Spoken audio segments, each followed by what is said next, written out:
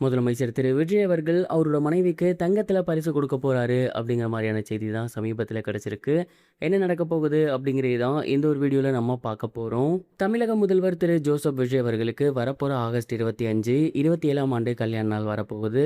And இந்த முறை இந்த நாள் எப்படி இருக்க போகுதோ அப்படிங்கிற ஒரு எண்ணம் எல்லோருக்குமே எழுந்திருக்கு. அதற்கு மிக முக்கிய காரணம் அவங்களுக்குள்ள இருந்த சண்டைகள்லாம் முடிஞ்சு இப்போ கோர்ட்டில் கேஸ் வந்து வாபஸ் வாங்கப்பட்டிருக்கு. சமீபத்தில் தான் சங்கீதா விஜய் அவர்கள் செங்கல்பட்டு நீதிமன்றத்தில் கொடுத்திருந்த டிவோர்ஸ் கேஸை வாபஸ் வாங்கியிருந்தாங்க. அதனால் இப்போ அவங்களுக்குள்ள இருந்த சண்டை முடிஞ்சிருக்கு அப்படிங்கிற மாதிரி ரசிகர்கள் எல்லாமே சொல்லி வந்துட்டு இருக்காங்க. கரெக்டாக இந்த ஒரு மாதம் தான் அவங்க 2 பேத்துக்கும் கல்யாண நாளும் வரப்போகுது. சமீபத்தில் ஜேசன் சஞ்சய் அவர்கள் கொடுத்த இன்டர்வியூலாம் பார்க்கும்போது வீட்டுக்குள்ளே இருக்கக்கூடிய ப்ராப்ளம்ஸ் எல்லாமே பெரியவங்க பேசி சால்வ் பண்ணியிருந்திருக்காங்க அப்படிங்கிறதும் தெரிய வந்திருக்கு. அதனால் கண்டிப்பாக இந்த முறை வரப்போகிற கல்யாண நாளை திரு விஜய் அவர்கள் மிக விமர்சையாக கொண்டாடலாம் அப்படிங்கிற ஐடியாவில் இருக்காராமா. அண்ட் அந்த ஒரு நாள் மூலயமா மறுபடியும் ஃபேமிலி எல்லாமே ரீயூனியன் ஆகிறதுக்கு ரெடி ஆகியிருக்காங்களாமா. அண்ட் அந்த ஒரு நாளைக்கு சங்கீதா விஜய் அவர்களுக்கு சர்ப்ரைஸாக கிஃப்ட் கொடுக்கலாம் அப்படிங்கிற ஐடியாவில் சிஎம் விஜய் அவர்கள் முடிவெடுத்திருக்காராமா. கிட்டத்தட்ட ஒரு 5 to 6 இயர்ஸாகவே அவங்க ஃபேமிலி மெம்பர்ஸ் யாருமே கான்டாக்டில் இல்லை. குறிப்பாக சொல்லணும் அப்படின்னா விஜய் சாரும் அவங்களோட ஒய்ஃபும் பேசிக்கிறது கிடையாது. அவங்க லண்டனில் இருக்காங்க. அண்ட் அவங்களோடய சேர்த்து அவங்களோட பொண்ணும் இருக்காங்க.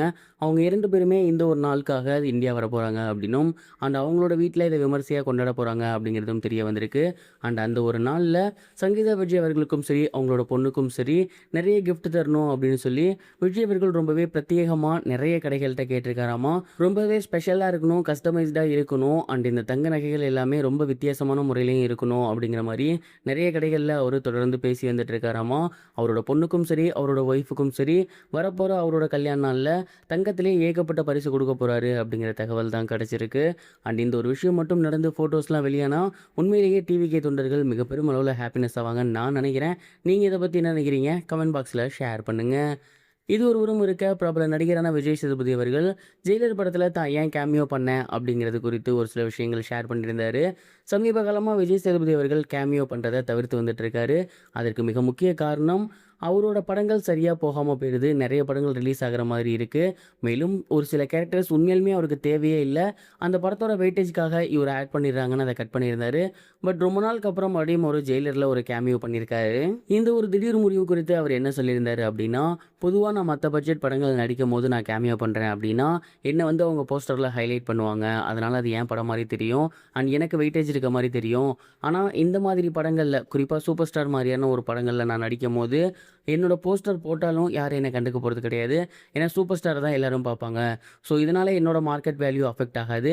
அதனால தான் இந்த ஒரு படத்தில் நடிக்க ஒத்துக்கிட்டேன். 2வது முக்கியமான காரணம், முதல்ல ரஜினி சார் அவர் சொன்னதுனால தான் நான் அந்த படத்தில் நடிக்கிறேன் அப்படிங்கிற மாதிரி சொல்லியிருந்தாரு. இதுதான் விஜய் சேதுபதி மறுபடியும் கேமியோ பண்ணுறதுக்கு காரணமாமா. இது வரைக்கும் கனெக்டிங் டிவிக்கு சப்ஸ்கிரைப் பண்ணனா மறக்காமல் சப்ஸ்கிரைப் பண்ணிக்கங்க. உடனடி அப்டேட்ஸ் பெறுவதற்கு நோட்டிஃபிகேஷன் பெல்லையும் கிளிக் பண்ணிக்கங்க.